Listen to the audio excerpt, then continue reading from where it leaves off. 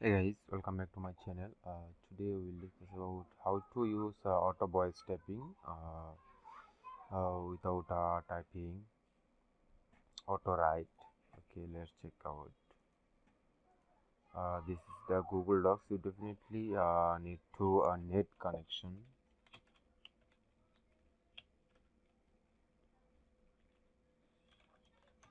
Okay, I change this language setup Arabic.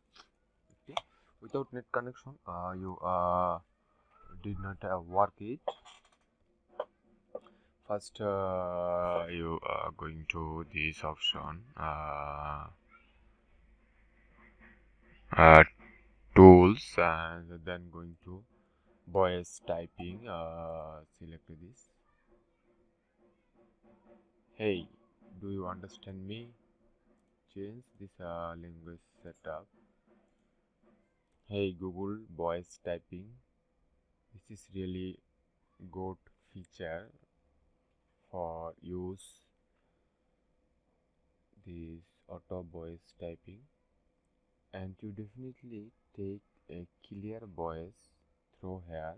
Without a clear voice, the system not identify your voice.